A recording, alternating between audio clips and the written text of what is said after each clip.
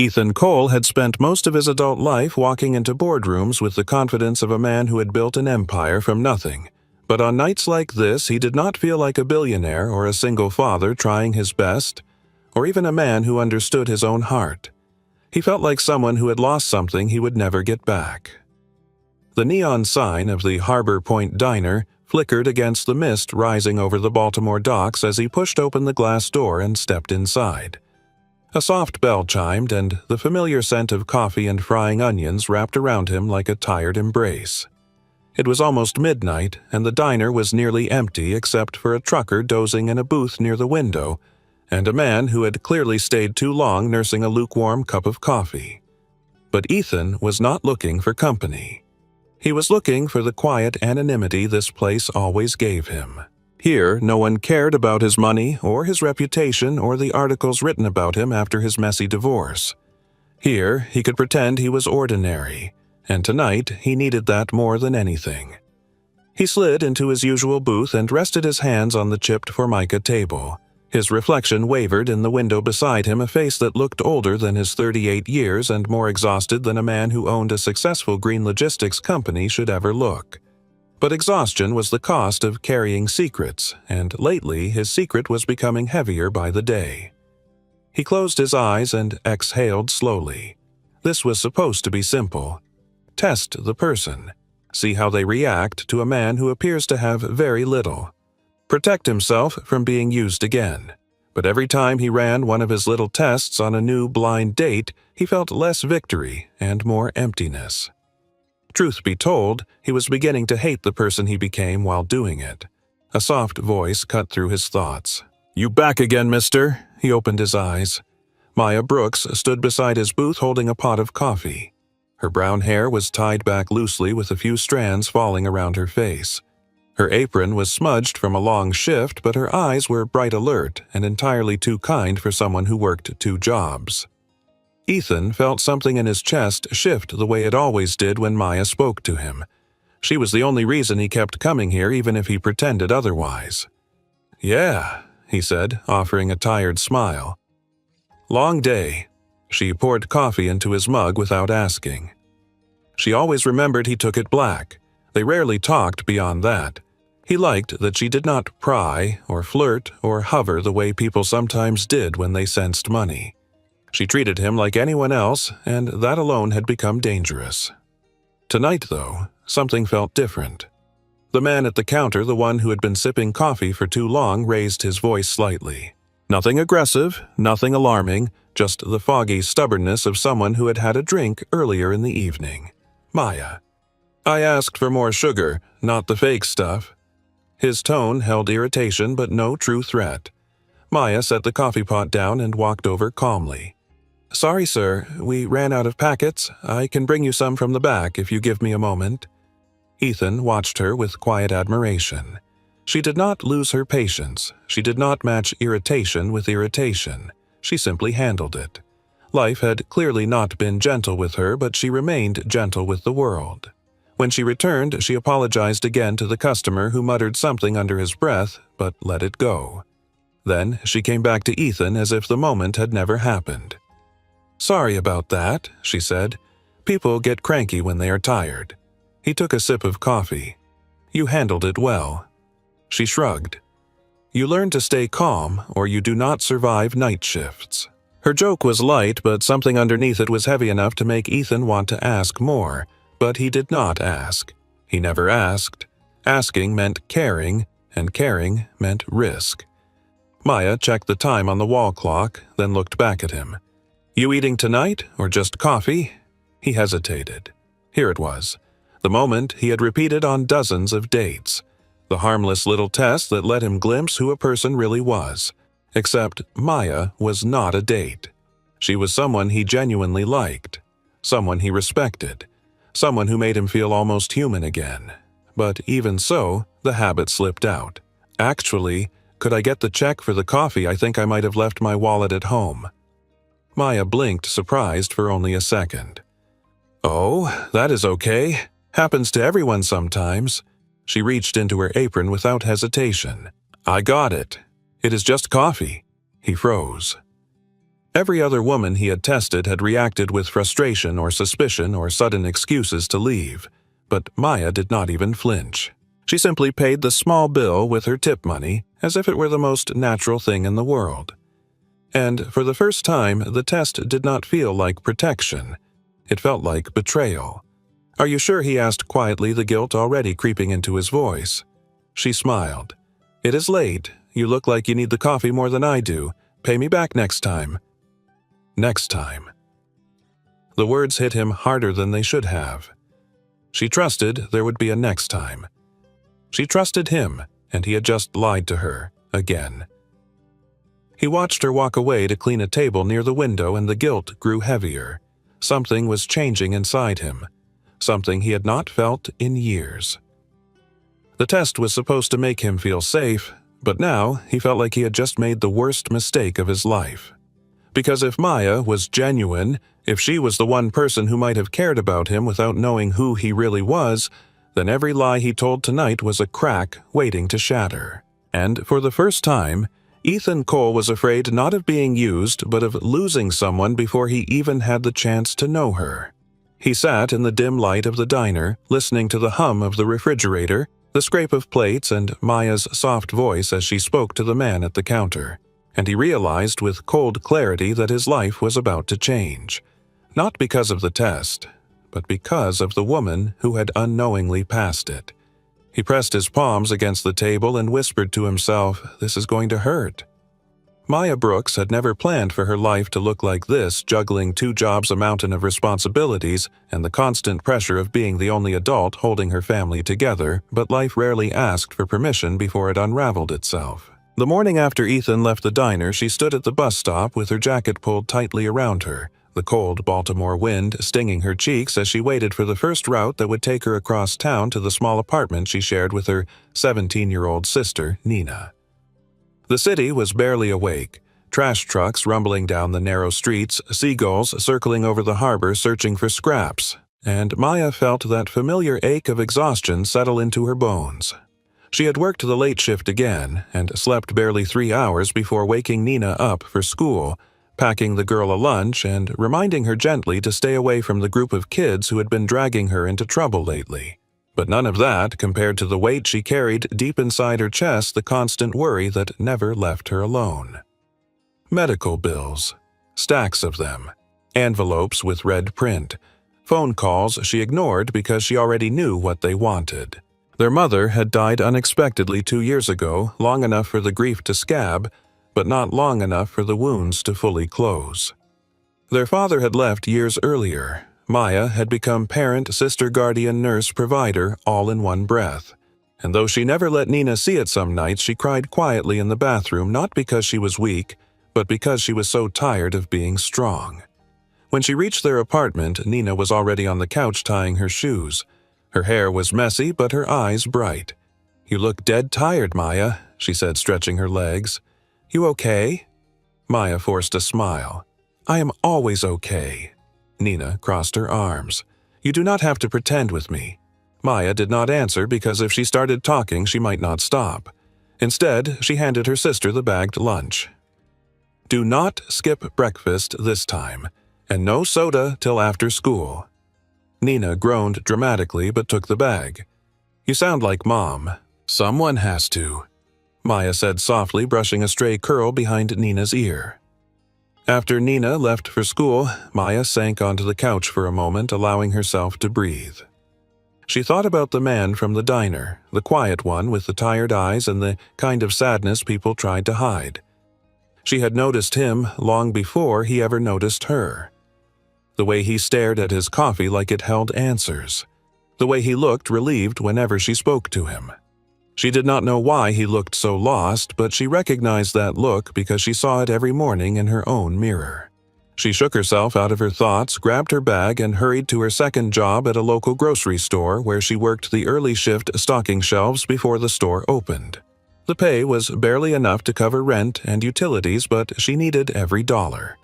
As she stocked the cereal aisle, her mind wandered back to the previous night. When Ethan's card supposedly declined, she had not even hesitated before paying for his coffee. It was nothing compared to the bills she kept hidden in a drawer, And as far as she could tell, he was a decent man with decent manners, and she was not the type of person who let someone walk away embarrassed if she could help it. People made mistakes. Cards failed. Life was messy. What mattered was how you treated others when things got awkward. But even as she convinced herself of that, she could not ignore the small, curious spark inside her. Who was he exactly? He carried himself like someone who used to have more than he did now. There was a calm in his posture, the kind of calm that did not come from fear of falling, but from having stood somewhere higher before. She shook the thought away as she pushed her cart to the back storage room. She did not get to wonder about strangers. Wondering meant feeling something, and feeling something meant disappointment when reality crashed back down. After her grocery shift ended, she checked her phone and saw 2 missed calls from a medical billing service. She ignored them again, her chest tightening. She breathed in slowly and reminded herself she would figure it out the way she always did. One step, one shift, one day at a time. Later that evening, she returned to the diner for her second job. The sky was turning purple over the harbor, and she tied her apron around her waist, already mentally preparing for the long night. She had just picked up the order pad when the door opened and Ethan walked in. Maya blinked, surprised to see him again so soon. The diner was not exactly a place most customers returned to night after night unless they had nowhere else to go. Yet here he was moving toward his usual booth with that same quiet heaviness in his shoulders. She walked over with a fresh pot of coffee. Twice in one day, she teased lightly. "Should I be worried about you or about the coffee addiction?"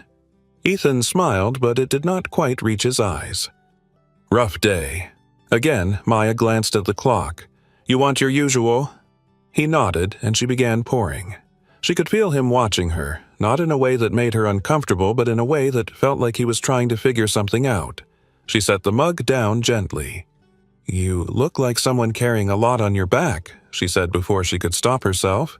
His breath caught for half a second. "You do not even know me." "True," she said, but tired recognizes tired. Something flickered in his expression, a brief glimmer of vulnerability. It made her chest tighten unexpectedly. "So, how is your sister?" Ethan asked quietly, surprising her. Maya blinked. "You remembered. She is okay. High school is rough, but she manages." Maya wanted to say more, wanted to tell him about the bills, the late notices, the fear, but she swallowed the words because he was still a stranger, and strangers did not get to see the weak parts. The door chimed again, and a couple entered, giving her a reason to step away. As she walked back to the counter, she realized she had not guarded herself the way she usually did. Something about him disarmed her, and she did not like it. Caring was dangerous. Caring made you vulnerable.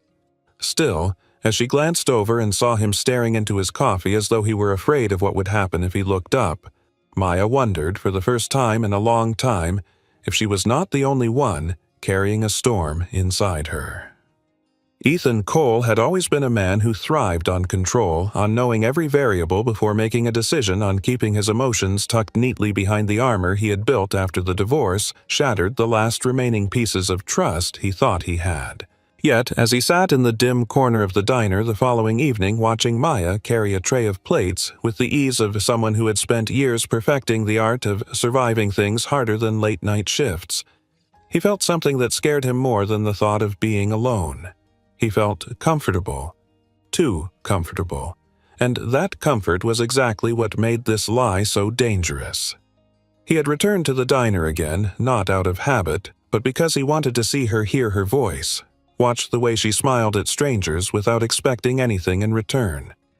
It made him feel like he could be someone different, someone lighter, someone who did not carry the weight of a failed marriage, a messy past, and a heart filled with distrust. For the first time since the divorce, he wanted to be known again, but only by someone who did not already know the billionaire version of him. Maya noticed him as soon as he walked in. She approached his booth with a tired but genuine smile that warmed him in places he did not realize had gone cold. "Back again," she said, teasing gently. "Should I be flattered or worried?" Ethan lifted his coffee mug in a small salute, maybe a little of both. Her laugh was soft and short, but real, the kind of laugh that came from a place that had not been given many reasons to laugh lately. She took his order, a cheap sandwich and a refill of black coffee, and walked away. And as he watched her, something quiet but powerful tugged inside him. He was supposed to be testing her just like he tested every other woman he met. But now the thought made him feel ashamed.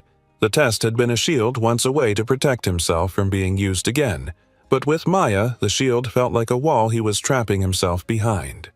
Still, he did not break the lie. He could not yet. After an hour, when her shift slowed, Maya slid into the booth across from him to take a brief break. "You are always here alone, Ethan," she said, studying his face as though trying to decipher the story behind the lines near his eyes.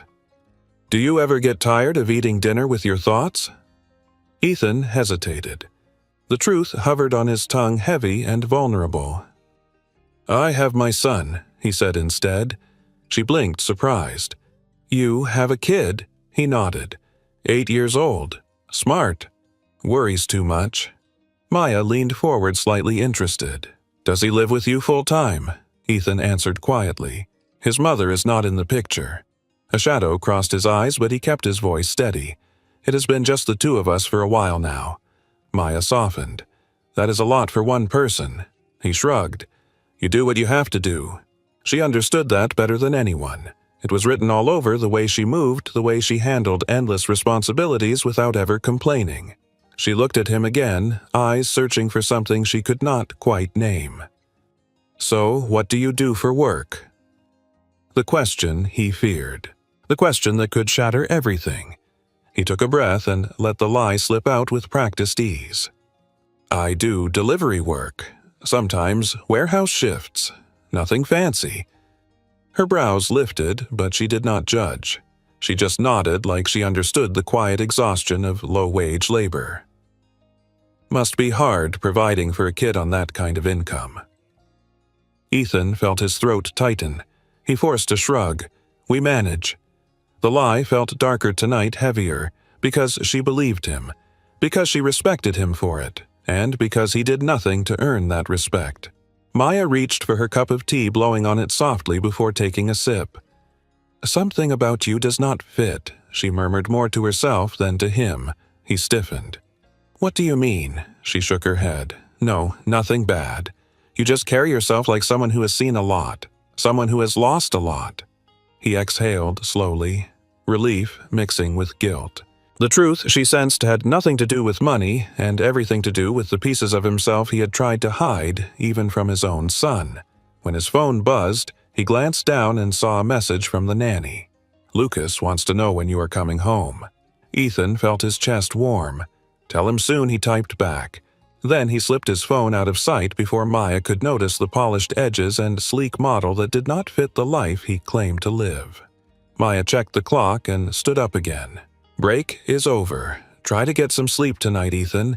You look like you are running on fumes." He watched her walk away, her steps steady despite exhaustion.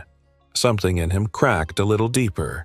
On his way out of the diner, 2 hours later, he found himself imagining a different life, one where he met her without lies, where he introduced her to Lucas without fear, where she knew the truth and still chose him.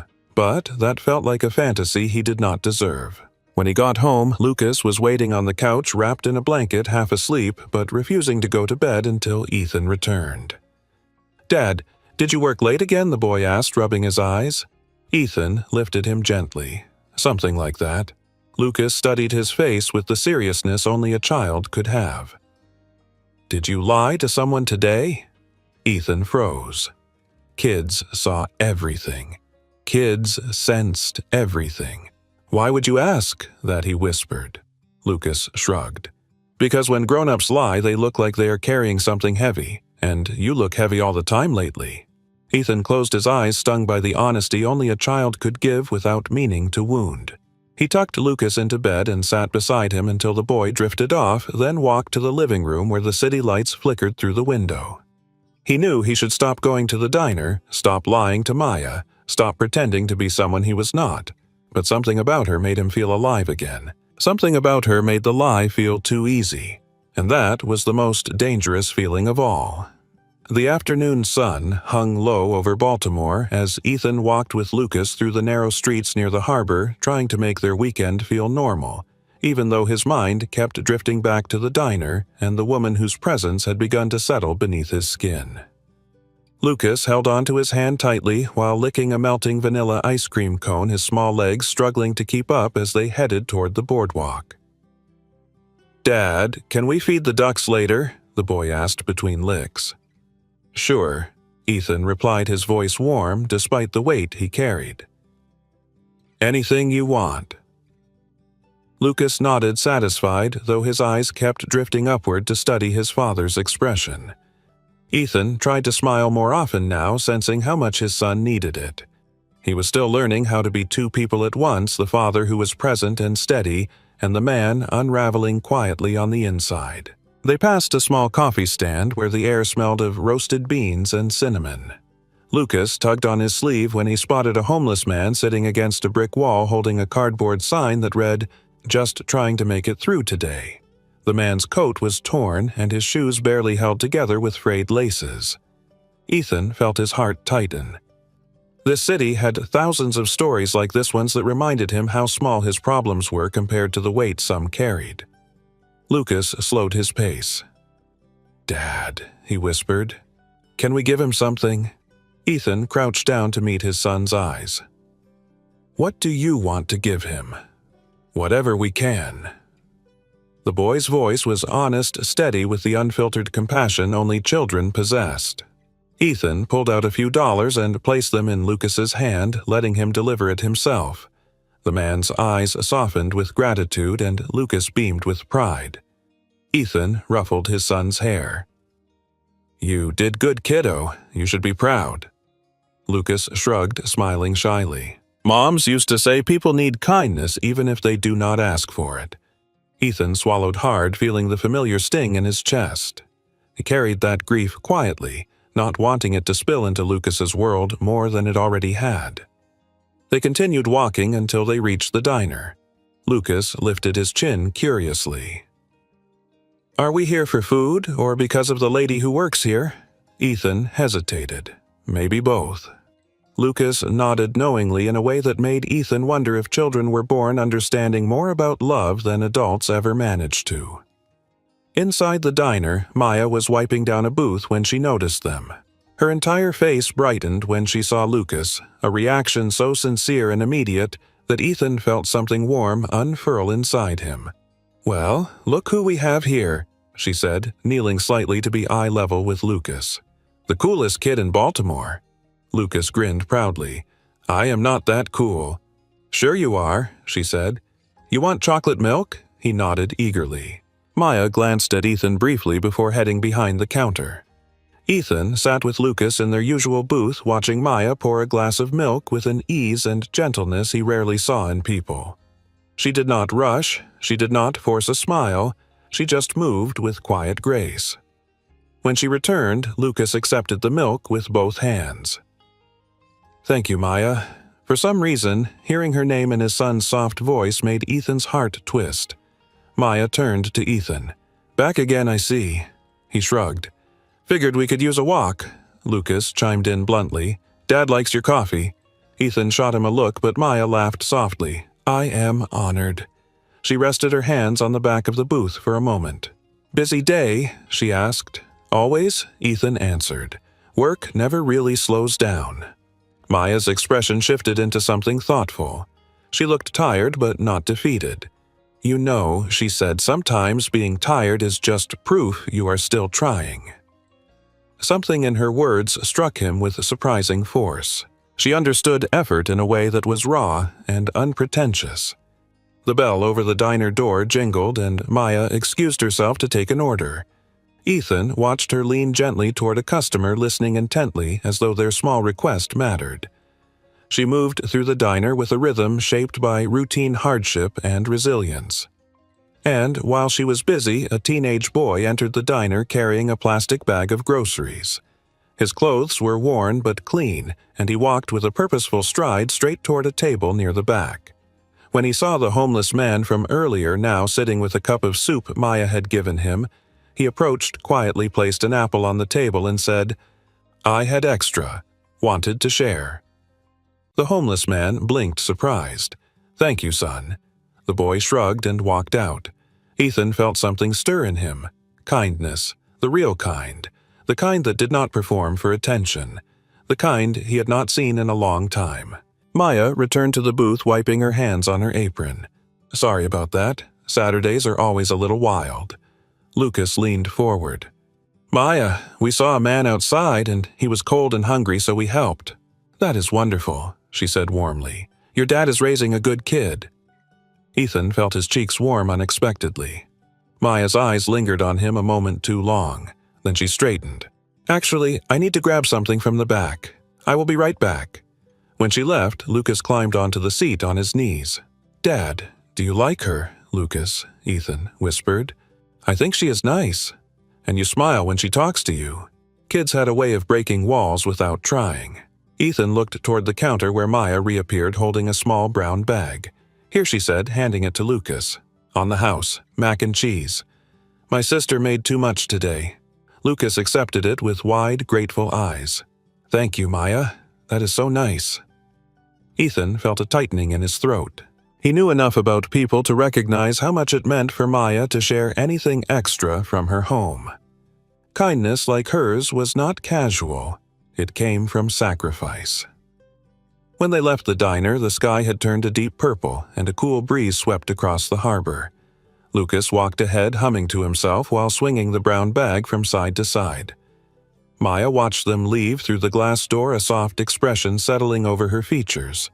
And as Ethan lifted his hand slightly in a wave, she smiled, a real smile that reached her eyes. And it was in that moment, as he walked away with his son by his side, that Ethan felt something he had forgotten he could feel: hope. Quiet, simple, dangerous hope. Because kindness could change a person's life. And that night he realized Maya's kindness was already changing his. By the following week, Ethan was slipping into routines he did not fully understand but could not seem to resist. He found himself timing his errands so he could pass by the diner. When Maya worked evenings, found himself pausing before he entered to make sure he looked like the man he was pretending to be, found himself listening for the familiar chime of the door, as though it anchored him more than the skyscrapers his company owned. It was terrifying how quickly she had become part of the quiet rhythm of his days. On Tuesday afternoon, he picked Lucas up from school, the boy running toward him with his backpack bouncing wildly. "Dad, we have a project, and I need help," he announced breathlessly. Ethan tightened his grip on the steering wheel. He wished he could be the father who had endless energy for school projects, who did not come home with work emails buzzing in his mind, who did not carry exhaustion like a permanent shadow. But he bent down to meet Lucas's gaze. "What is the project?" he asked gently. "A report on ecosystems," Lucas said proudly. "We get extra credit if we build a diorama." He paused. "Can Maya help too?" Ethan blinked. "Why would Maya help?" "Because she talks to me like I matter," Lucas said simply. "And she smiles with her whole face." Ethan felt something inside him pull taut. Children had truths adults spent years avoiding.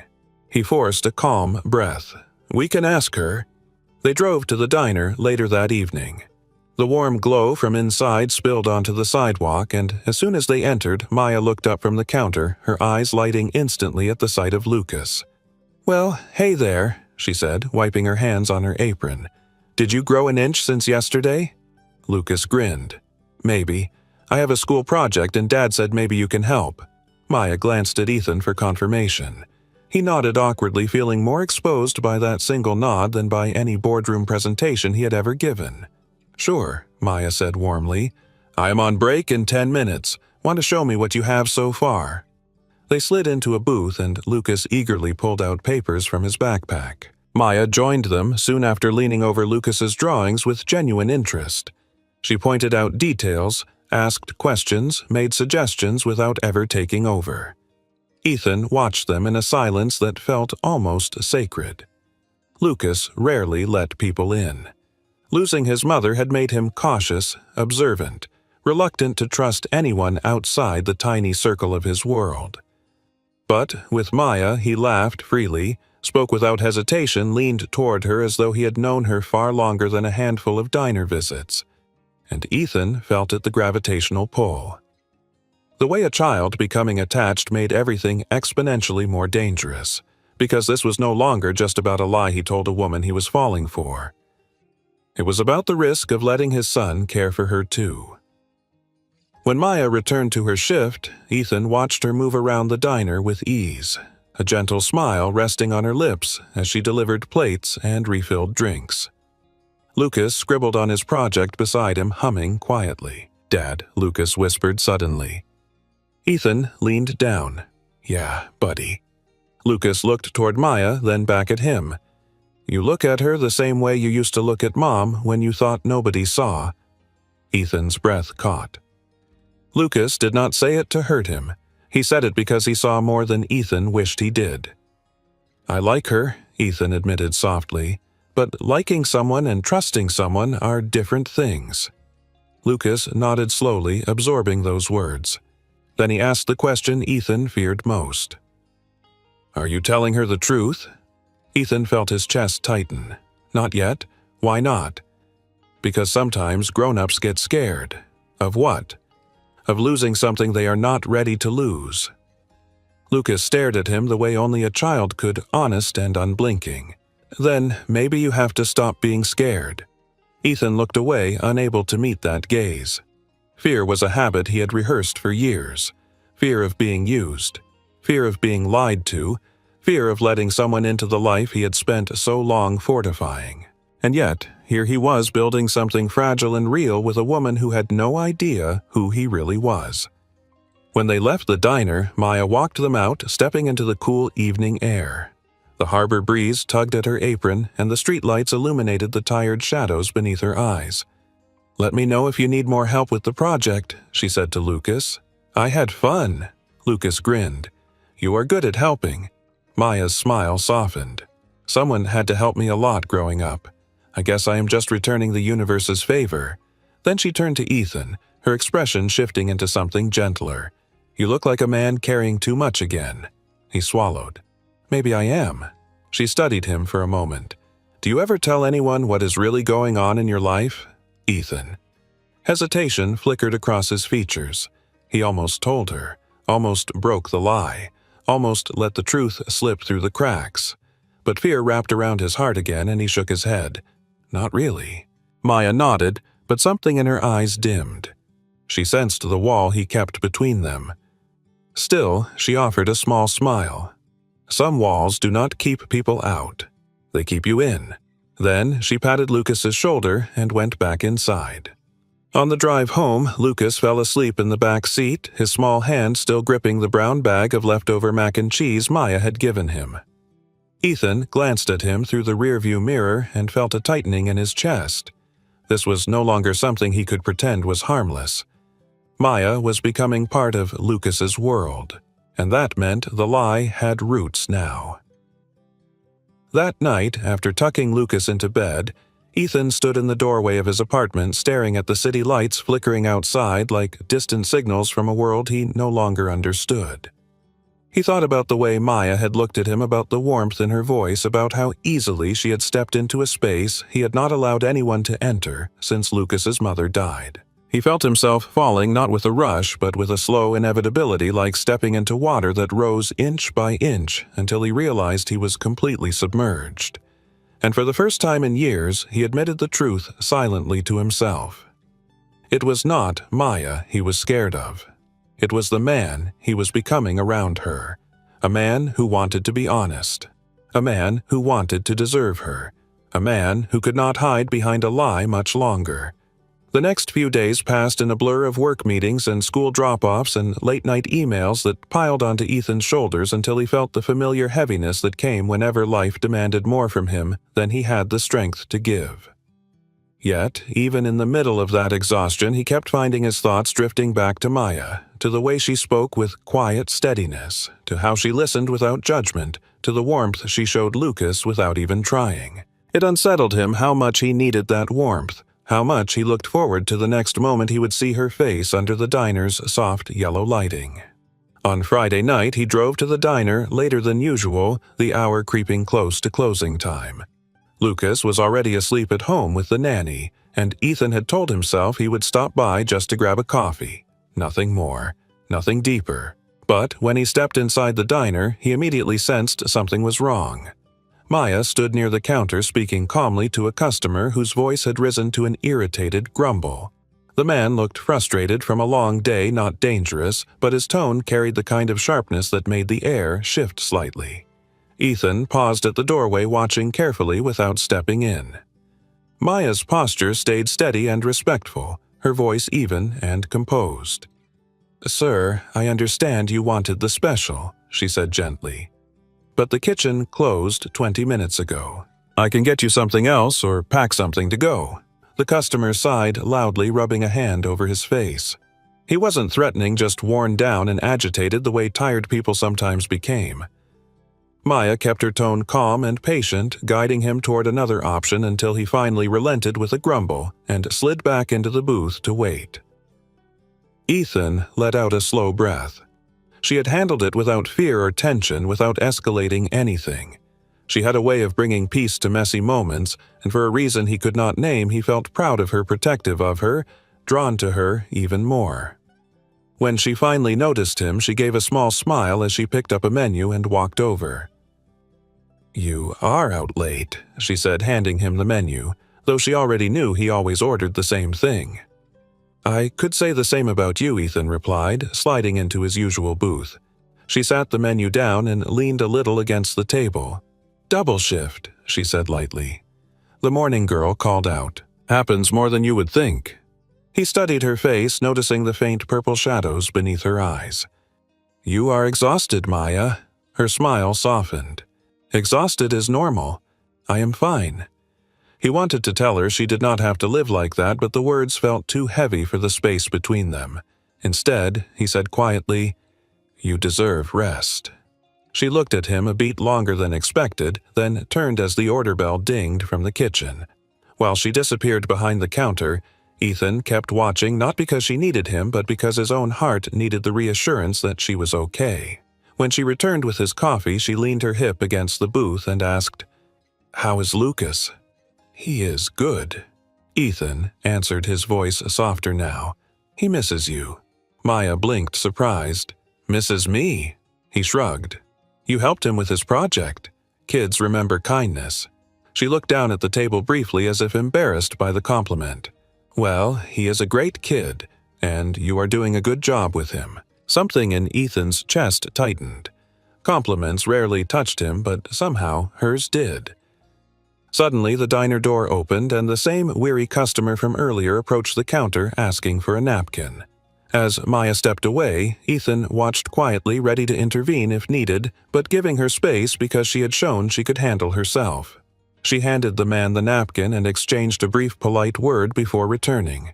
"See," she said, "everything is fine." Ethan exhaled slow tension leaving his shoulders. "I know, I just worry about what she asked. You." The word slipped out before he could stop it. Maya froze for a second, almost startled by the honesty in his voice. Then she recovered and looked away for a moment before returning her focus to him, her eyes gentler now. "You do not have to worry about me, Ethan. People deal with worse every day." He shook his head. "That does not mean you should have to." Her breath caught, but she masked it quickly. "You have your own weight to carry. Sometimes it feels like you are disappearing behind it." He felt stripped bare by her words, as though she saw the truth he thought he had hidden well. "I am trying," he murmured. She nodded. "Trying counts." For a moment, they simply stood there looking at each other in a silence that felt too intimate for two people who were still strangers in so many ways. Then, the soft ring of the doorbell broke the moment as a group of college students entered, laughing loudly. Maya excused herself and moved to take their order.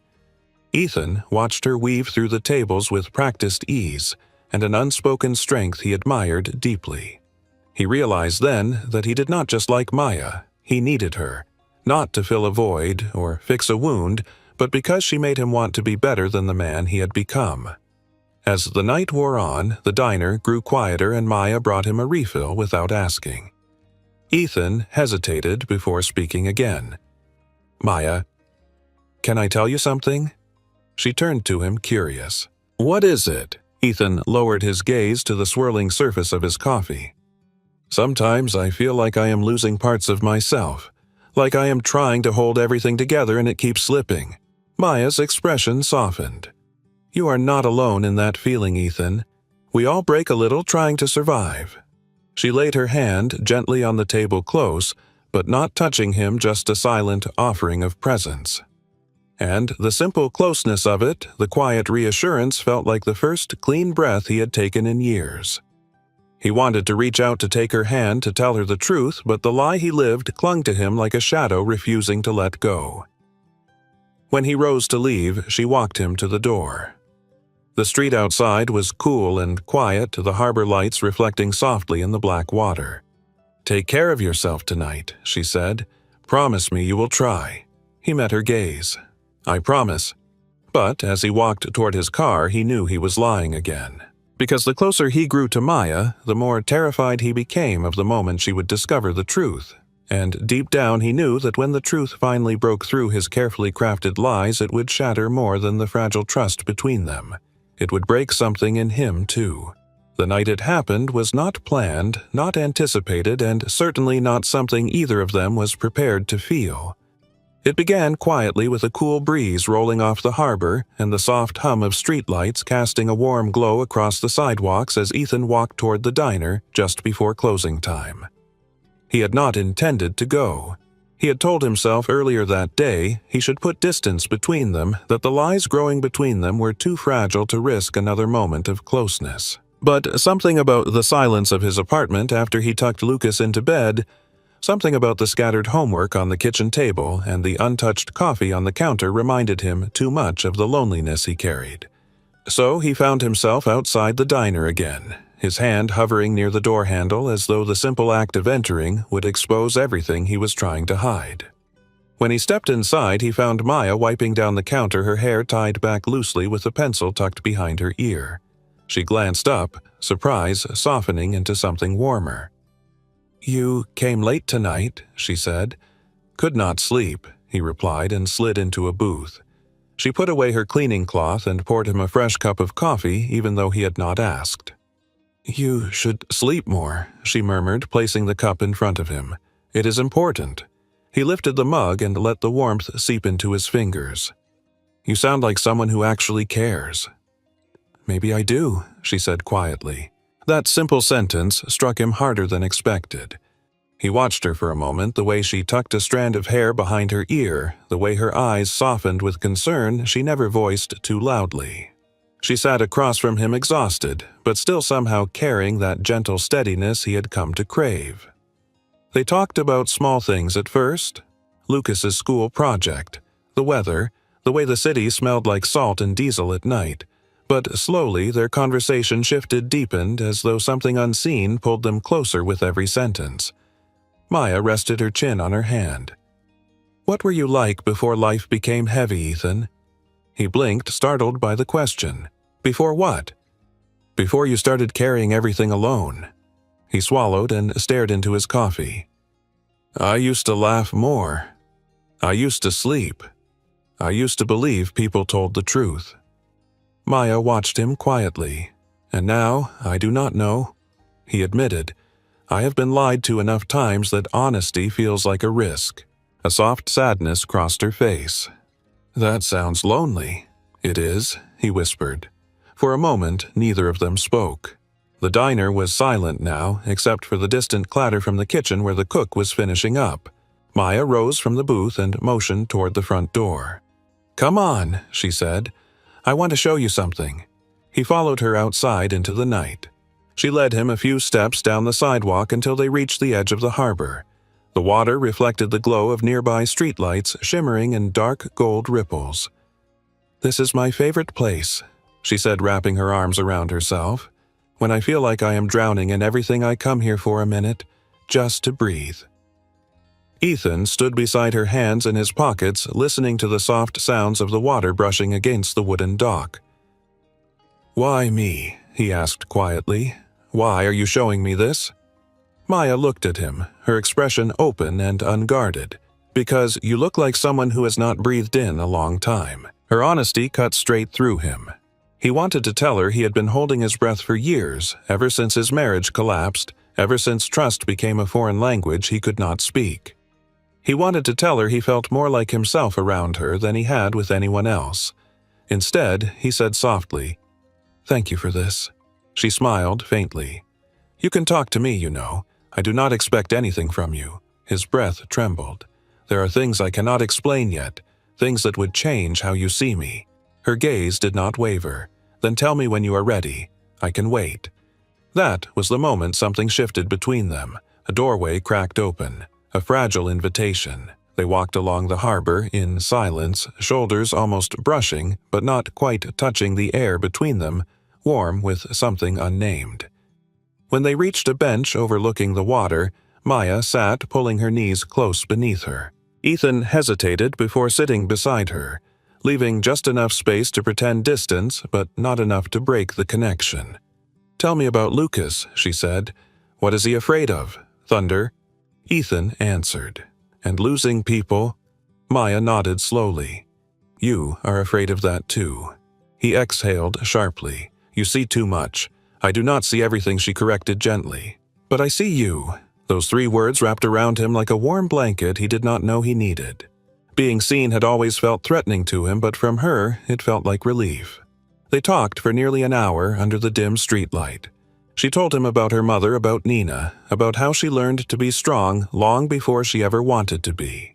He told her about the night his marriage broke, about the silence that followed, about the fear he carried that one day Lucas would look at him and see someone who failed. Maya reached out and touched his hand lightly, not fully holding it, but letting her fingers linger against his skin. Ethan did not move, not because he was afraid, but because the moment was so fragile he feared breaking it. "You are not failing," she whispered. "You are fighting. Hard. And that matters." He could have sworn his heart stopped.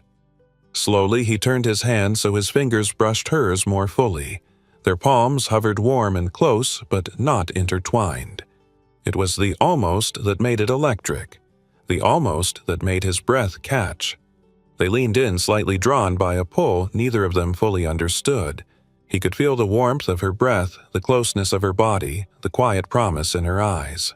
But just before their lips touched, Maya drew back, breath trembling. Ethan froze, not out of rejection, but because her eyes held something raw and honest. "You are hiding something," she said softly. "I do not know what. I do not know if it is big or small, but I feel it, and I cannot let myself fall if I am falling alone." Her words were not an accusation, but a plea. A chance, a moment offering him a choice. Ethan swallowed his guilt. "I want to tell you, I do, but I am not ready." Her shoulders dropped slightly with something like sadness. "Then we wait," she whispered. That night they walked back to the diner without touching again, though their hearts still reached for each other in quiet, aching beats. It was the night they almost fell in love, and the night Ethan realized that almost would haunt him until the truth came out. For the next few days, Ethan lived with a kind of restless tension he could not shake the memory of that night by the harbor, replaying over and over in his mind like a quiet question he had not answered. Every time he closed his eyes, he saw the way Maya had looked at him just before she pulled away, her voice shaking with a truth she did not want to speak. "You are hiding something." It echoed through him like a dull ache, and each time it did he felt the weight of his lie grow heavier. He had always believed he could control the lie, manage it, keep it small enough that it harmed no one. But now he realized it was expanding with every moment he let her into his life. It wrapped around him the way cold air wrapped around the harbor at dawn, unavoidable and impossible to ignore. On Thursday evening, he walked into the diner with his heart beating far too fast for a simple visit. Maya looked up from behind the counter, her expression brightening for a moment before softening with something more complicated. She did not avoid him, but she did not step toward him with the same ease she had before. It was subtle, a quiet shift in the air between them. Ethan noticed instantly. He sat in his usual booth and she approached him with a cautious smile. "Coffee?" she asked. Her tone was gentle but guarded, like she was protecting something fragile. "Yes, please," he said. She poured him a cup and set it down carefully, her fingers brushing the edge of the mug. He watched her closely. "You okay, Maya?" She nodded, but her eyes drifted away. "Long week. Things running tight at home." "Money, Maya?" he asked softly. She exhaled. "Money, stress, life. All of it." He wanted to help.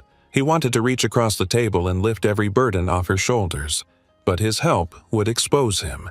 His truth was tied to his power, and his power was tied to his wealth, and once she saw all of that, she would realize just how much he had lied. So he said nothing. Not yet. She returned to work, and Ethan watched her move through the diner with the same quiet determination as always. But tonight, she paused every so often, looking at him with a question in her eyes she never spoke. And each time she did, he felt guilt pulse through him like a bruise being pressed. Around 9 o'clock, the television mounted in the corner of the diner flickered to life with the evening news. Ethan barely registered the voices at first, lost in thoughts he could not fully form. But then a name he knew too well cut through the low hum of conversations. Greenwave Logistics CEO Ethan Cole announces new regional expansion. His heart stopped. Slowly, terribly, he lifted his gaze to the TV. His photograph appeared on the screen. His real photograph. The polished press image his publicist insisted on using. Clean-shaved, sharp suit, confident posture. That version of him looked nothing like the man sitting in the diner booth pretending to be someone else. Maya was walking past with a tray of plates when she glanced at the screen. She did not react at first. The volume was low, and the image flashed quickly as the anchor moved on to another story. But she paused for a second too long, her eyes narrowing slightly as she turned back toward Ethan. He dropped his gaze to his coffee and grabbed the menu as if he could hide behind laminated plastic. Did she see it, no? Maybe.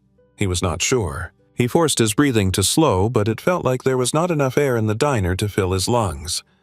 The lie was trembling now, cracking at the seams. Maya placed the tray down and walked back behind the counter, her movements slower than before.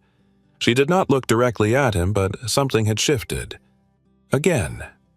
Later that night, the diner was nearly empty when Maya approached his booth with a gentle but serious expression. "Can I ask you something, Ethan?" She said it quietly, as though unsure how heavy the question would be. His chest tightened. "You can always ask," he whispered. She slid into the booth across from him, folding her hands on the table. "You ever get the feeling someone is not being honest with you?" she asked carefully. Ethan felt his throat close. "What do you mean?" She met his eyes, and there was no anger there, only uncertainty. Only the quiet ache of someone who wanted to trust but was afraid of falling. "I do not know," she said softly. "I just feel like there is more going on with you than what you tell me. You say you do delivery work, but sometimes you talk like someone who answers to no one. You say you struggle, but you have this calm like someone who lived another kind of life before." She inhaled slowly. "It is like you carry a past you do not talk about." Ethan searched for words, but none came. She continued, her voice steady. "I am not asking for details. I just need to know if the person I am letting into my life is real." His heart thudded painfully. "Maya." "I am real," he whispered. She nodded. "But are you honest?" He opened his mouth, but a lump formed in his throat. Words would not come because the truth felt too sharp, too dangerous. Maya's eyes softened with hurt she was trying hard to hide. "I am not accusing you of anything," she said. "I'm just trying to understand why it feels like you are always holding back from me." Before he could respond, the diner door opened and Nina walked in wearing her backpack, her expression tense. Maya's attention snapped toward her sister instantly. "What are you doing here?" Maya asked, standing up. "You should be home." Nina looked flustered. I know. I just needed to talk to you. It is important."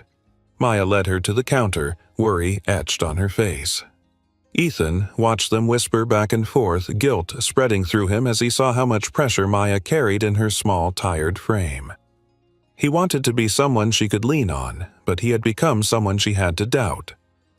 When Nina sat at the counter picking at a sandwich Maya brought her, she glanced toward Ethan, then leaned close to her sister. "Maya, I told you he is not what he says he is. No one carries themselves like that unless they used to have money or still do." Maya stared at Nina, whispered words clearly shaken. Ethan's breath hitched painfully. Nina turned toward him again, her gaze sharp with suspicion. And Maya looked between her sister and Ethan, confusion and fear building in her eyes. The truth hovered between all of them like a storm ready to break. Ethan stood slowly, the chair scraping softly against the floor. "Maya," he said quietly, "let me explain." She looked at him and the ache in her eyes nearly destroyed him. "Not tonight," she whispered. "Please." She led Nina outside without looking back.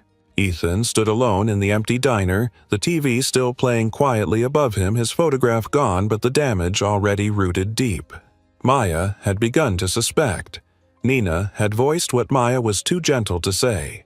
And the truth he had tried so hard to bury, was now clawing its way to the surface. It was no longer a question of if Maya would find out.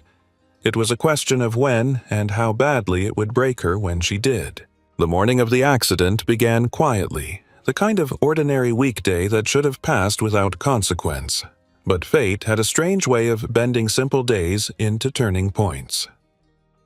Ethan woke early, made breakfast for Lucas, packed his lunch, and walked him to school with the easy routine they had built together.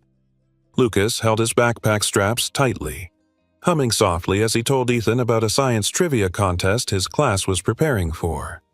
Ethan listened, smiling at the excitement lighting his son's face, and for a moment he allowed himself to forget the mounting pressure of the lie that shadowed every interaction he had with Maya. But the memory of her eyes the night before lingered beneath the surface of his thoughts, the way she had looked at him with worry and uncertainty. She wanted honesty. She deserved it. And he knew that delivering the truth might cost him the one connection that had made him feel alive again. As he dropped Lucas off, he knelt down and brushed a hand through his son's hair. "Be good today," he said gently. "Always?" Lucas replied with a grin. Ethan watched him run toward the school doors, small and determined, and felt a swell of love mixed with fear. He was trying so hard to protect Lucas from every hurt in the world, but in doing so he had created a different kind of wound. A lie hidden between the cracks of their growing connection with Maya. The day passed in restless fragments. Ethan tried to focus on work, but emails, blurred meetings felt hollow, and numbers on spreadsheets swam unfocused. He kept checking his phone, expecting a message from Maya, even though she had not reached out since the tense moment at the diner. His chest tightened each time he saw no new notifications. It felt like waiting for a storm. By early afternoon, he could not concentrate at all. He stepped outside his office building, the cold wind whipping off the water, and tried to steady himself. Maybe he could go to the diner tonight. Maybe he could explain before everything shattered. He reached for his phone again just as it buzzed. Unknown caller. His stomach dropped. He answered. "Mr. Cole." "This is Bayside Elementary," said a calm voice. "There was an incident during recess today involving your son. He is okay, but we need you to come to the hospital." The world tilted sharply. Hospital. That word hit him harder than any truth he feared revealing. "Is he hurt?" Ethan asked, his voice strained. "Is he conscious?" "Yes," the woman replied quickly. "It is mainly precaution. He slipped from the playground equipment and landed awkwardly. He complained of pain, so we sent him to be checked. Please come as soon as you can." Ethan was already running. Traffic blurred around him as he sprinted toward his car, gripping the steering wheel with trembling hands. His thoughts spiraled as he drove. Lucas, Maya, truth, fear. He pushed the accelerator harder, wishing the lights would turn green faster, wishing he could teleport to his son's side. At the hospital, he rushed through the automatic doors and announced himself at the front desk. The nurse pointed him toward a hallway where he found Lucas sitting on a hospital bed, swinging his legs anxiously. Relief flooded Ethan so quickly he almost collapsed. "Lucas, Dad," he called, his voice small but steady. I slipped. It hurt.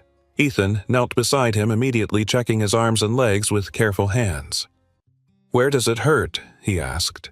"My wrist," Lucas said, lifting his arm slightly, "and my ankle a little. The doctor said it is not broken, just sore." Ethan exhaled deeply, letting the fear leave his body. He brushed his thumb gently over Lucas's forehead. "You scared me, buddy." "I know," Lucas whispered, looking down. "I am sorry." "You have nothing to be sorry for," Ethan assured him. The fear in him slowly softened into gratitude. His son was safe. A few scrapes, a strained wrist, maybe a sprain. Nothing more. Nothing life-altering. Nothing irreversible. As the doctor returned to explain the results, a familiar voice floated from the doorway, soft, concerned, and painfully unexpected. "Lucas.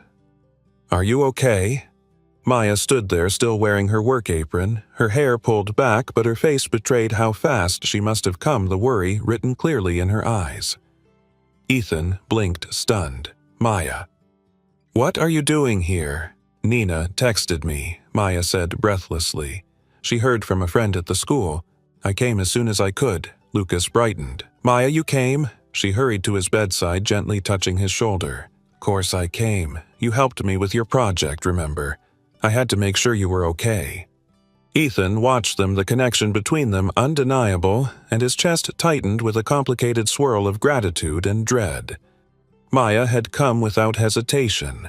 She cared, truly cared, but she still did not know who he was. And the truth was about to slip out in the worst possible way. The doctor finished speaking, handing Ethan a packet of instructions. "Rest for a few days. Ice. Elevate the ankle. If pain worsens, come back. Thank you," Ethan said. When the doctor left, he turned to check on Lucas again. The nurse approached, holding paperwork. "And the bill," she said gently, "will be processed with your insurance." Insurance? Of course. A billionaire never hesitated. Without thinking, Ethan reached into his pocket and handed over his black card, the one he never used around Maya, the one that had his full name embossed in gold. The nurse's eyes widened slightly. Maya froze. The room stilled. Slowly, as though afraid to understand the truth, she looked at the card in the nurse's hand, then at Ethan's face. Her breath hitched. Ethan Cole. Her voice cracked. The same name from the TV. The same name from the news. Her eyes filled with disbelief. Hurt and something deeper, a quiet breaking he could almost hear. Ethan tried to speak Maya. "Wait." "No," she whispered, stepping back. "No." Lucas watched them silently, sensing the shift. Maya swallowed hard, her hands trembling. "You lied to me. Every day, in every conversation, every moment that mattered." "It was not like that," he said, his voice thick with panic. Maya shook her head, tears brimming but refusing to fall. "You said you struggled. You said you barely made it. You let me believe you were living the same life I was." Ethan reached out instinctively, but she stepped back again. The space between them felt like a wound. Maya's voice trembled. "I defended you to Nina. I told her she was wrong. I told her I could trust you." Ethan felt something inside him shatter. Lucas watched with wide eyes, scared by the tension he did not understand. Maya looked at the little boy and swallowed again, her voice barely a whisper. "Lucas, get better, okay? I am really glad you are safe." Then she turned and walked away without looking at Ethan again. Ethan choked on the silence she left behind. The truth had come out not through confession, not through courage, but through necessity. And in that moment, standing beside his son's hospital bed, watching the only woman he had cared about in years walk out the door, he realized something devastating. He had not just hurt Maya. He had broken something in himself, too. Ethan did not sleep the night after the accident, not even for a moment. He sat on the edge of his couch with the city lights trembling through the window, while Lucas slept in the next room with his ankle propped on pillows and an ice pack resting gently on the swollen skin. The apartment was quiet, but Ethan's mind was a storm. Every time he closed his eyes, he saw Maya in the doorway of that hospital room, her expression collapsing in slow motion as the truth unraveled in front of her. He heard the crack in her voice when she whispered, "You lied to me," and the way she stepped back as if the space between them were suddenly dangerous. He felt the weight of every unspoken truth pressing against him like a wall closing in. He had not meant for her to find out like that. He had wanted to tell her himself, he had rehearsed it a dozen times. But fear made him slow, and life made the choice for him. And now he stood in the ruins of something he did not know how to fix. When morning finally broke, Lucas limped into the living room, rubbing his eyes. "Dad," he whispered, "are you okay?" Ethan forced a smile that did not reach his eyes. "I am fine, buddy." Lucas watched him carefully, sensing the lie the way children always do. "Are you going to talk to Maya?" he asked quietly. Ethan's breath caught. "I have to, but she is mad. She is hurt." Lucas nodded slowly. "Then you have to tell her the truth. All of it. She deserves that." Ethan placed a hand on the back of his son's head, pulling him gently against his side. "You are right." He waited until the nanny arrived, then drove to the diner, though his hands trembled on the steering wheel the whole way. He had faced investors, reporters, legal threats, and the collapse of his marriage, but none of those moments compared to the terror he felt now as he walked toward the glass door of that small diner. The bell chimed when he entered, and the familiar scent of coffee and grilled onions drifted through the air. Maya was wiping down a counter, her movements slow and stiff, as though she were bracing herself just to get through the shift. When she looked up and saw him, something inside her shuddered. She did not turn away, but she did not move toward him either. She simply stood still, her eyes steady but wounded. Ethan approached carefully, stopping a few feet from her. "Maya." "Please," he said quietly, "we need to talk." She did not speak right away. She took a deep breath, set the cloth aside, and nodded toward an empty booth. "Sit," she said. Her voice was calm, but the calm of someone holding back a tidal wave. Ethan sat across from her, his hands clasped tightly together. Maya sat with her spine straight and her eyes never leaving his. "I need to hear it," she said softly. "Everything. No excuses, no softening the truth. Just tell me who you are." Ethan swallowed hard. "My name is Ethan Cole. I own Green Wave Logistics. I built it from nothing. I have money more than I ever needed. I was married once. It ended badly. I lost trust in people, and I started testing the women I met to see if they were with me for the right reasons." Maya held his gaze, but her expression did not change. "And you tested me." Ethan closed his eyes for a moment, feeling the shame settle deep in his chest. "Yes, I should have told you. I should have stopped pretending. I should have trusted you." Maya inhaled sharply. "You did not test me to protect yourself," she said quietly. "You tested me because you assumed I was like them." Ethan opened his mouth to respond, but she lifted her hand, silencing him. "Let me speak." He nodded. Her voice trembled, not with anger, but with pain. "I work 2 jobs. I raise my sister. I deal with bills people with money never have to think about. I have spent years fighting for a life that keeps falling apart, and still I find ways to be kind to people, including you." She looked down at her hands for a moment, then back up at him. "And you looked at me and decided I was just another test, just another woman you needed to measure before trusting." Ethan felt something inside him collapse. Maya leaned forward slightly, her voice soft but sharp with truth.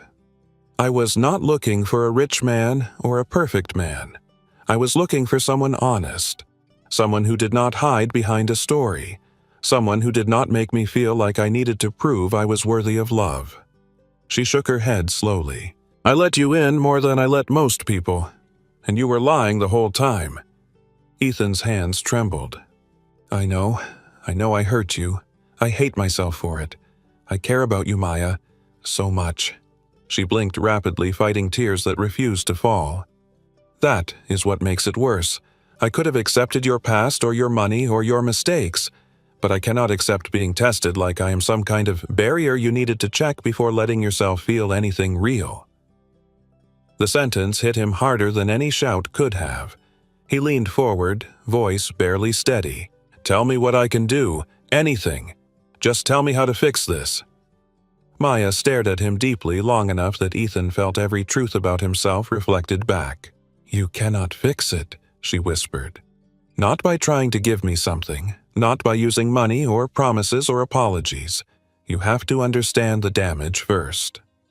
Ethan's chest tightened. "I do." She shook her head. "No, you do not. Because if you did, you would not have kept lying even when you knew I was already starting to care." Silence stretched between them until Maya finally spoke again, her voice low and trembling. "You did not test them. You tested me, and you failed." The words sliced through him, leaving him breathless. But before he could respond, the diner door opened, and a couple stepped inside, breaking the fragile moment. Maya wiped her hands on her apron as if steadying herself. "I have to work," she said quietly. "Please leave." Ethan stood slowly, feeling as though the ground beneath him had shifted. He wanted to stay, wanted to plead, wanted to fight for the thing that had grown between them, but her expression made it clear this was not the moment to push. He nodded once. "I am sorry, Maya." She did not answer. She simply turned away and walked toward the couple with the same calm poise she always carried, but Ethan could see the faint tremble in her shoulders. He walked out of the diner with the door chiming behind him, feeling the weight of a truth he could no longer outrun. He had not only lost Maya's trust, he had proven himself unworthy of it, and for the first time since he met her, he felt truly afraid not of being hurt, but of knowing he was the one who caused the hurt. Ethan spent the next 3 nights standing outside the diner like a man suspended between hope and despair, arriving before Maya's shift ended and remaining long after the last customer drifted into the night. He did not wait in his car, did not hide under the warm glow of privilege. He stood on the sidewalk in the cold hands tucked into the pockets of his worn jacket, the same jacket he had worn the first night he met her, but now it felt heavier, soaked with everything he wished he had done differently. People passed him without recognizing him. To them, he looked like any tired single father waiting for someone. That was exactly what he was now, no more, no less. On the first night, Maya stepped outside at nearly midnight, exhausted from the long shift. She saw him, instantly froze, but did not speak. Ethan lifted a hand in a small, hesitant wave. "Maya, please, just hear me," he said softly. She walked past him without a word, but he noticed her blink a little faster than normal, as though fighting something in her chest.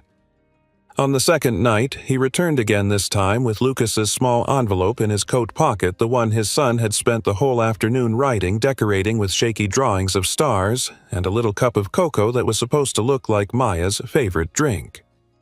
Ethan stood still, watching his breath fog in the air. When Maya stepped out, she paused a second longer than the night before, and her gaze flicked to the envelope peeking out of Ethan's pocket. "What is that?" she asked quietly. Ethan gently held it out. "Lucas made it for you." Maya hesitated, then accepted it with careful fingers, clutching it like it was fragile. She did not open it, not yet. She whispered a soft, "Thank him for me," then walked away before emotion betrayed her. By the third night, the cold had turned sharper. The wind from the harbor bit through Ethan's jacket, but he stayed rooted to the same spot, heart pounding as the hours stretched. He was not there to win her back with promises. He was not there to insist she owed him forgiveness. He was there to show up, without the lie, without the test, without the mask. When Maya finally exited the diner, the first thing she did was look for him, and that tiny instinctual gesture made his breath catch. She saw him and let out a slow, shaky sigh, something between frustration and relief. "You are still here," she said. Ethan nodded. "Yes. Why?" "Because I needed to learn how to stay," he murmured. Maya gripped her arms against the cold. "This is not fixing anything, Ethan. I know. Then why are you doing this? Because you deserve the truth long before I ever let you close. Because I hurt you. And because you matter to me." She swallowed, looking away. "You cannot erase what you did."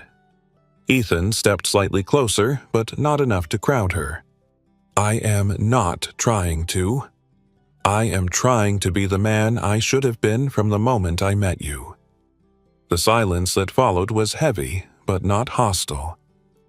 Maya looked down at the envelope still tucked in her apron pocket. Can I read it? She whispered, barely audible. Yes, he said.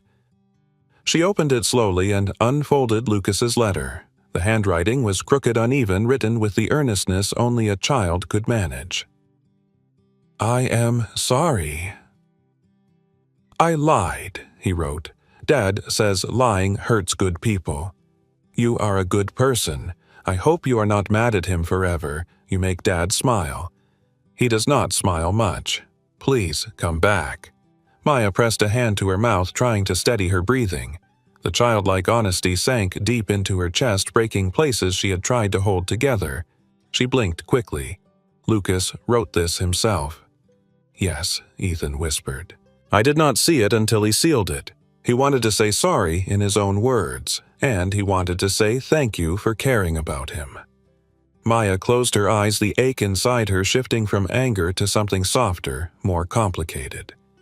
Ethan spoke again gently.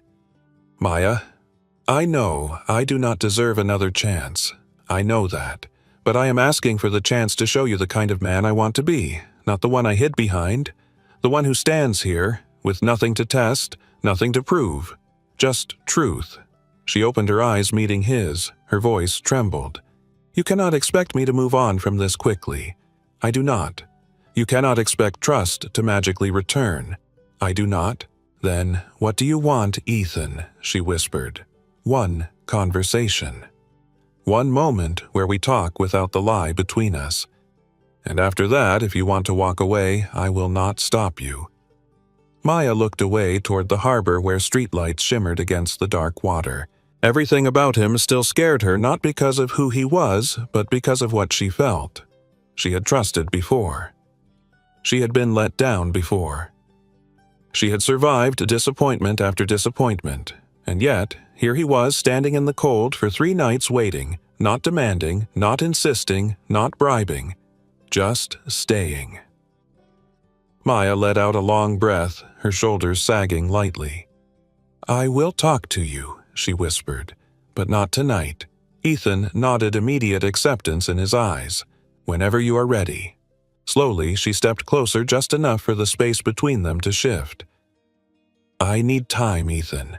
I need to understand how to trust someone who broke it so deeply. His voice softened. I will wait as long as it takes. She studied him with eyes that searched for sincerity, and this time she saw no mask, no performance, no hidden tests. Just a man stripped of everything except the truth he was finally willing to carry.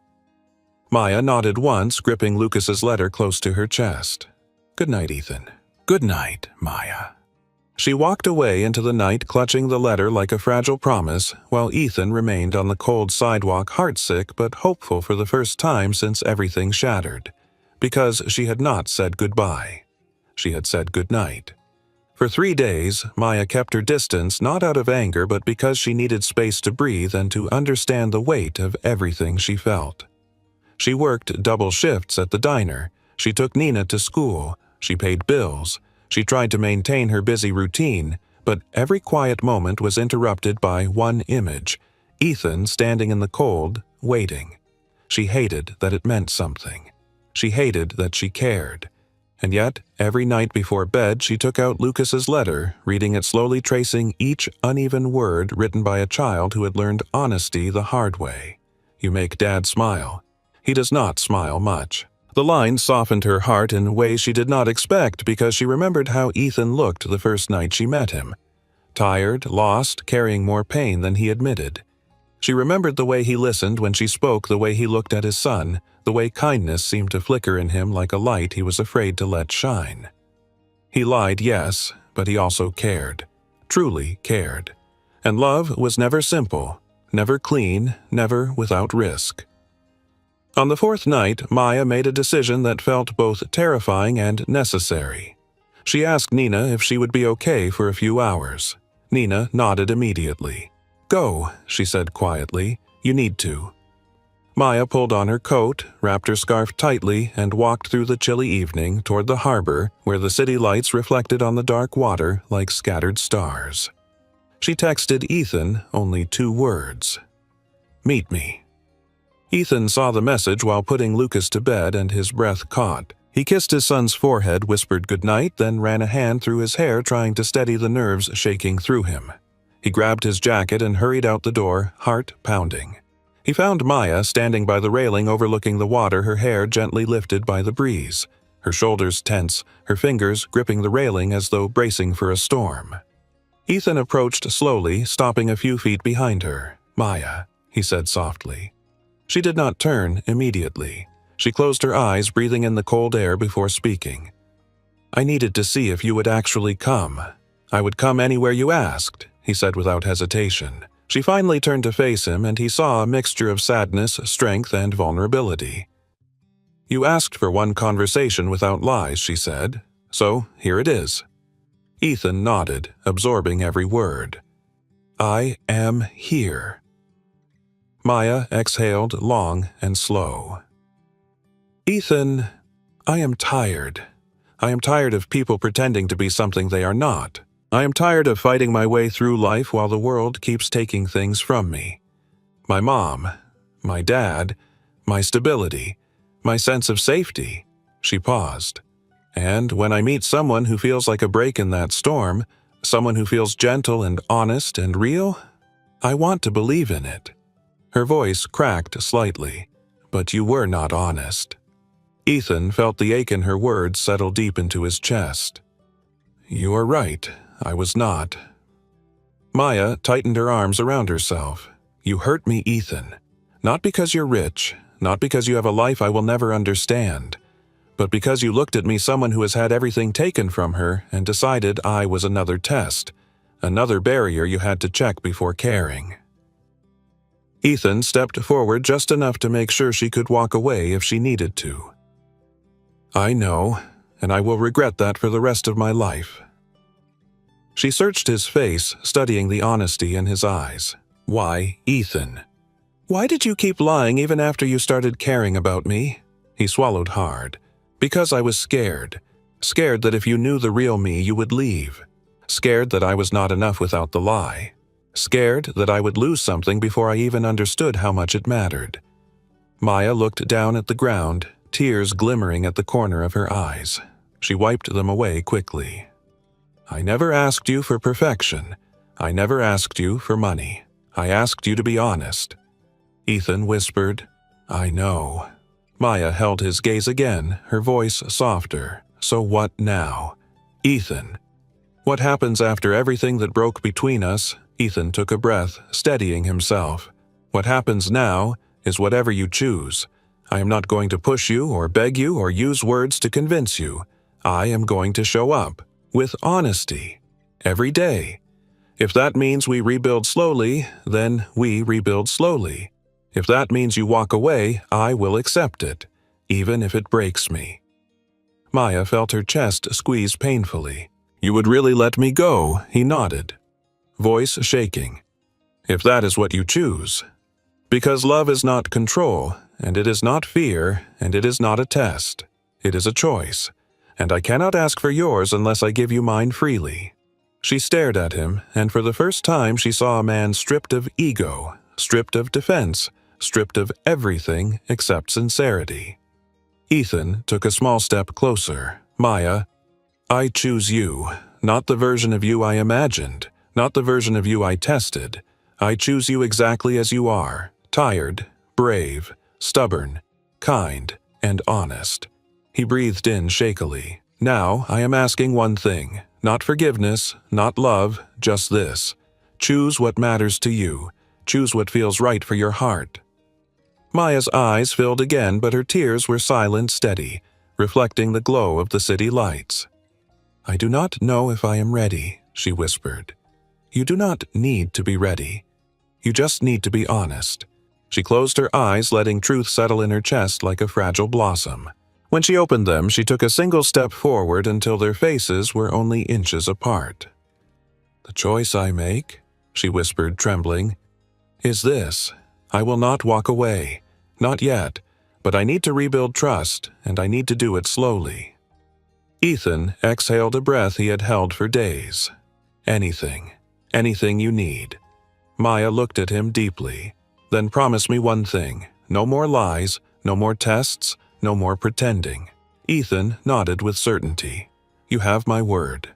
She reached out gently, her fingers brushing his hand. It was not a romantic gesture, not a declaration, not a reunion. It was a beginning, a fragile, honest beginning, and for both of them it was enough. A full year passed before either of them realized how much had changed, not in a sudden way, not in dramatic leaps, but in quiet, steady steps that built something stronger than the broken truth they once stood in. The diner became the center of it all, not just a place of work or a place where two people first crossed paths, but a place where healing lived in every corner. Maya stood outside the diner on a warm spring morning, looking up at the newly painted sign, her chest swelling with pride.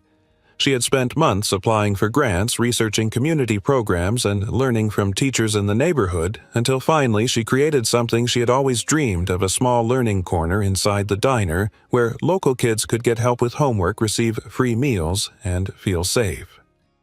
There were shelves of donated books, bright posters about science and math, and a collection of notebooks waiting for new hands to pick them up.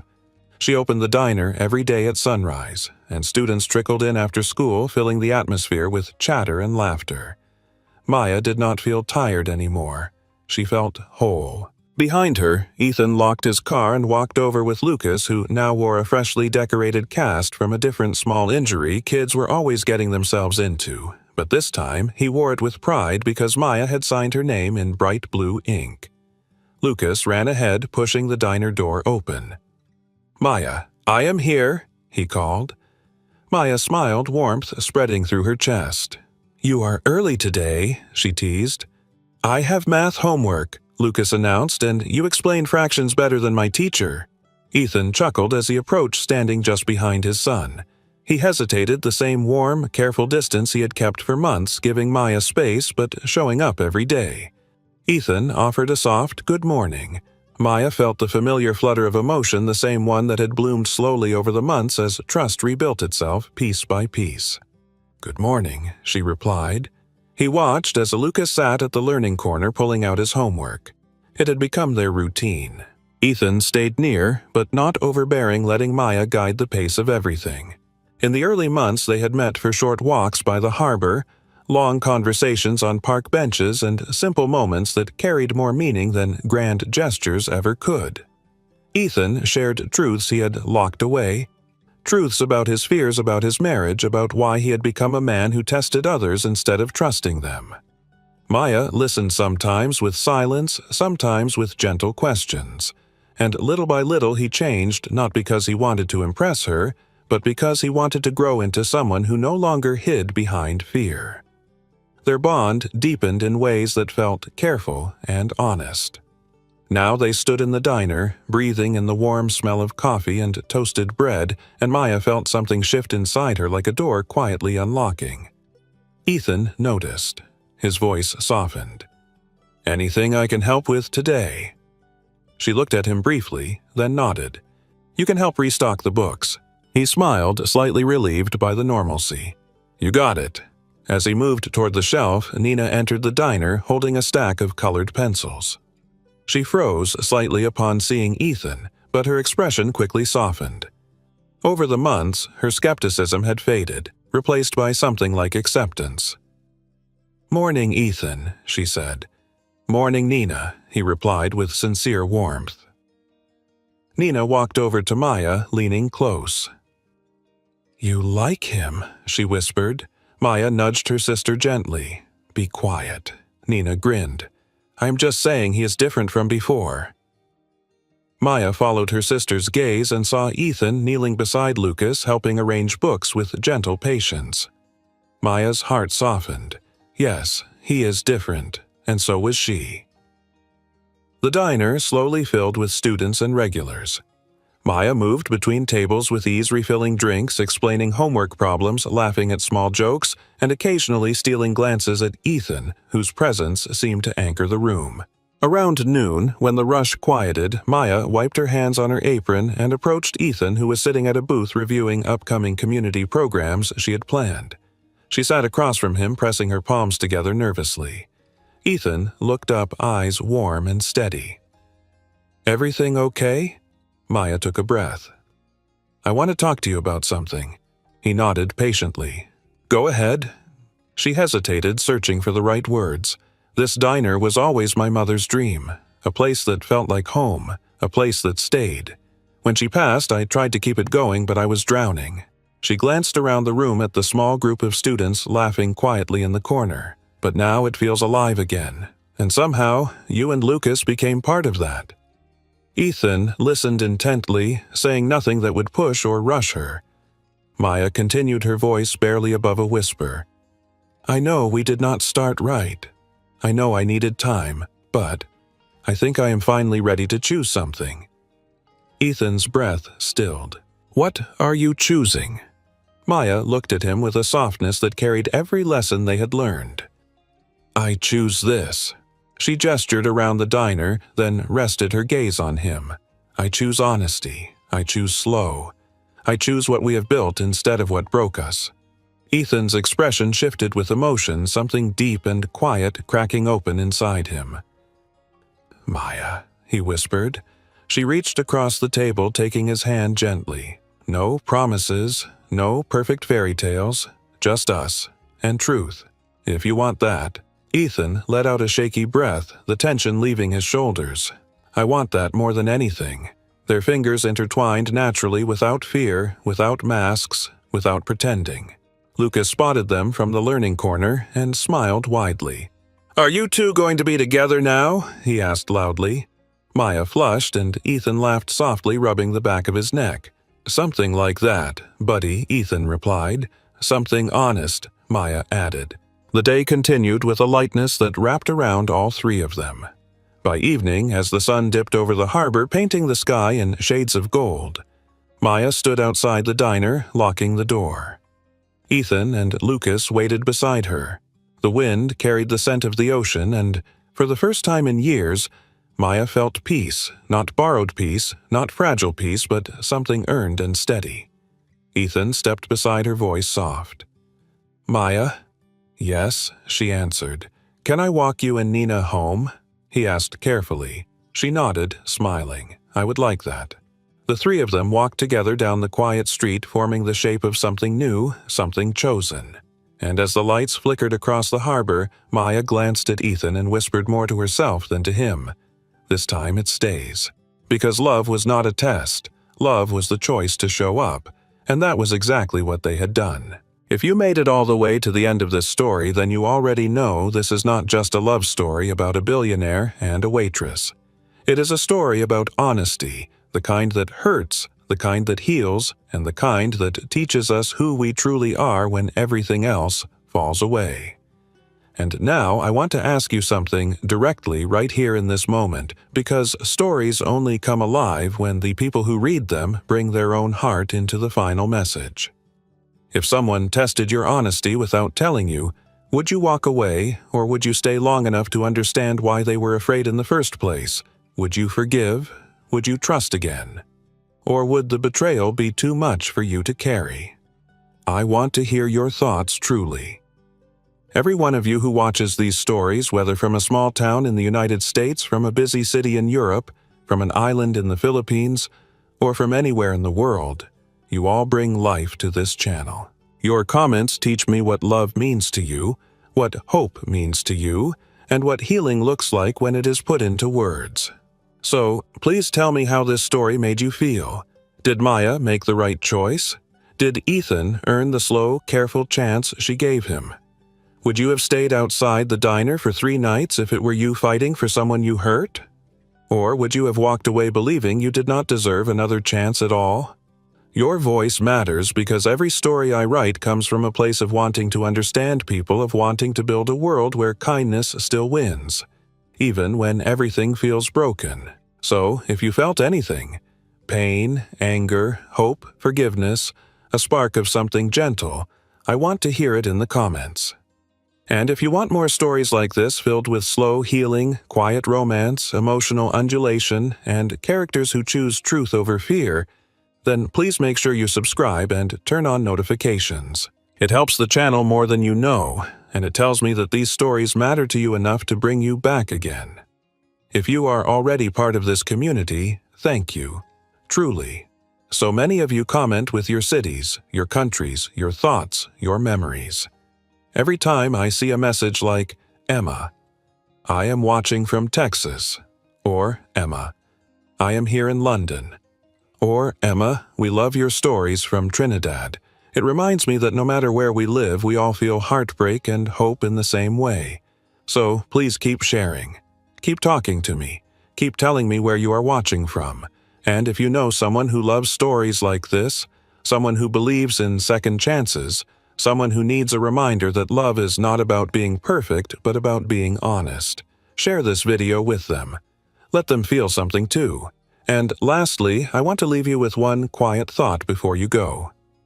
Sometimes the bravest thing you can do is tell the truth even when your voice shakes. Sometimes the kindest thing you can do is forgive someone who is trying to change. And sometimes the strongest love comes from choosing each other every single day, even after the storm has passed. Thank you for spending your time with me, for letting me tell you a story that came from the heart, and for being part of this little corner of the internet where we believe that love grows best when we stop running and start showing up. I will see you in the next story. Until then, be safe, be kind, and keep your heart open.